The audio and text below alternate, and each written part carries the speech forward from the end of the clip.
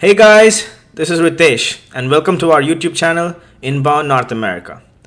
So what do you need to get an admit from the universities in the US? We are going to walk you through the step-by-step application process in this video.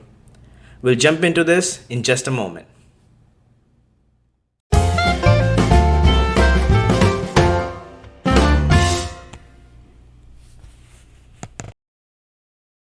You know that you want to study in the US, but not sure what documents you need in order to apply for a university? Well, let's get right into it.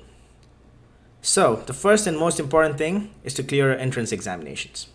There are three kinds. The first one is the SAT for your bachelor's.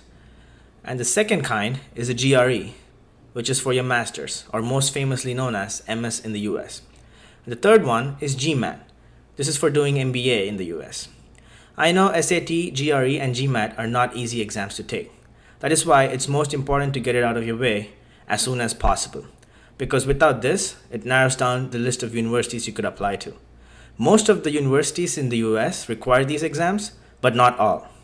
That's the reason why I'm asking you to do it as early as possible.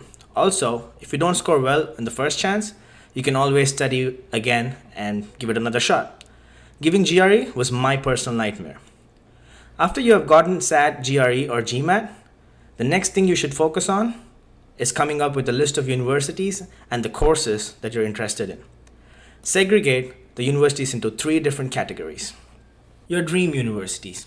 These would ideally be the universities where your test scores are slightly less than the required score. Your reach universities. The universities which you might qualify for based on your scores. And finally, your safe universities. Your scores are typically higher than their ask, and you think you can get in for sure. The United States has a number of universities, so there's always plenty of options to choose from.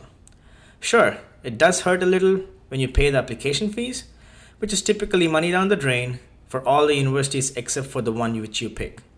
But consider it as you working towards having options to choose from. I personally would recommend applying at least to 5 to 7 universities. 1 or 2 dream universities, 2 or 3 reach universities, and 2 safe universities. It's always better to apply to at least 5 to 7 universities, as some of the universities have roll-in admissions, which is first come, first serve basis, which may make it a little difficult for you to get in, or if sometimes your profile is not a match for what they're looking for. Having more options is always better than having none. Now that you know what the requirements are based on the university, the next step would be writing IELTS or the TOEFL English assessment exams based on your university requirement. Having good command over grammar and vocabulary will help you do well in these exams. You could practice by incorporating the words you learn into your everyday conversations. This would also help you with the verbal sections in GRE, GMAT, and SAT. The next most important thing is to come up with a statement of purpose, or SOP. The SOP can become quite tricky, as you will have to explain what made you apply to their university and what got you interested in their course. I will explain more on how to write a good SOP in our future videos, so do consider subscribing to this channel. Alright, after you have gotten your SOP out of the way, the next thing that requires your attention is the letter of recommendations. You will need at least 3 LORs. This can be from your professor or from your immediate supervisor in the company you work for, or from your place of internship.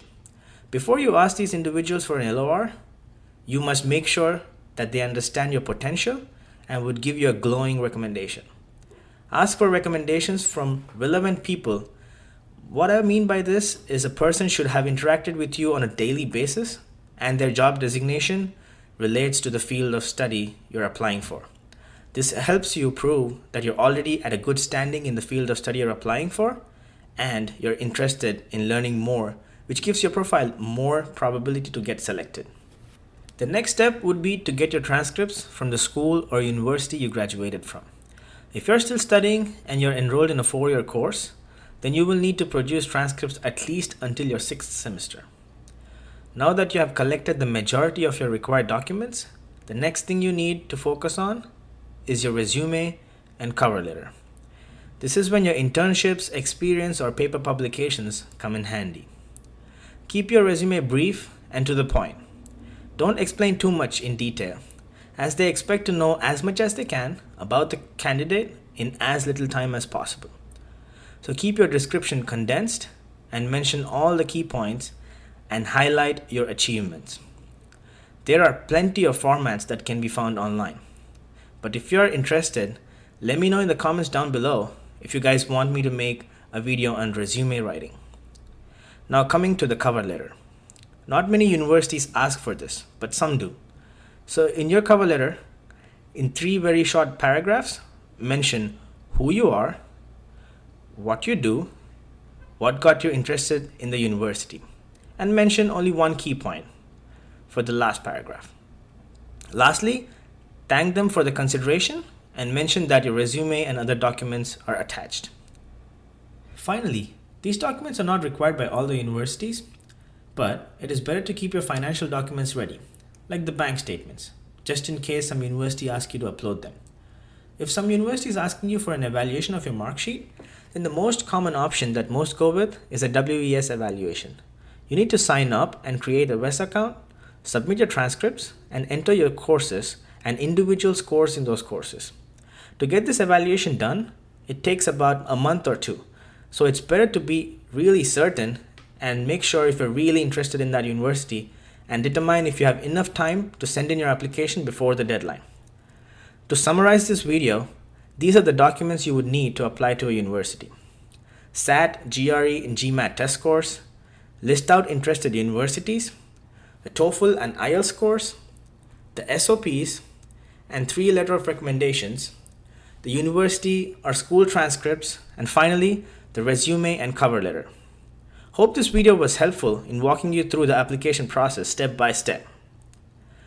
Don't forget to click that bell icon to receive notifications about our US immigration and Canada migration videos.